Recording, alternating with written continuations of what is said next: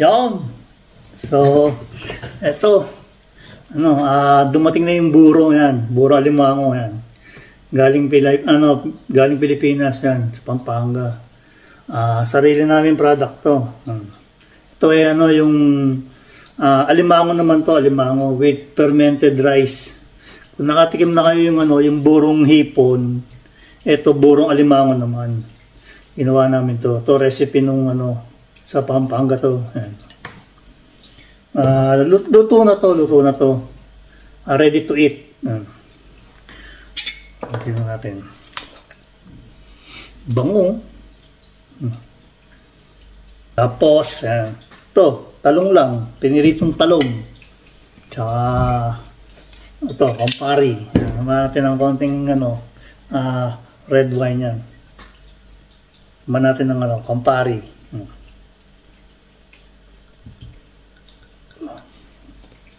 Tapos yan, ito lang. Ganito lang yan.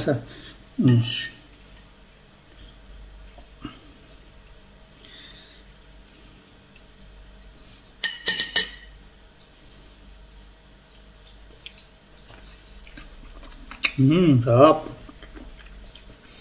Malasa mo talaga yung alimango. Siya, lang, malinamnam.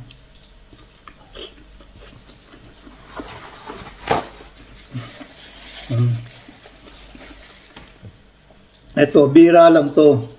Kumbaga, wala kayong makikita sa YouTube nito o sa Google. Kami pa lang yung gumagawa nito. Sarap. Sana matry nyo din yan.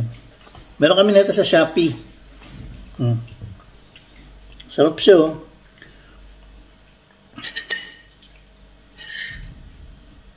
Yan.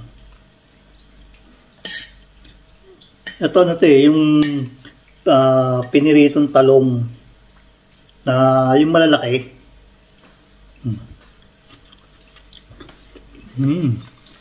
Sarap. Pwede siya sa piritong isda, sa mga gulay, mga gulay, nilagang gulay, ayos na ayos yan. O kaya, bangus, inihaw na bangus. Yan, sarap yan, the best. Sa mga seafoods. Sarap. Malinamnam siya. Alimango to. Purong alimango to. Yan, tsaka yan, rice. Ito, jasmine rice pa kasama nito. Yan.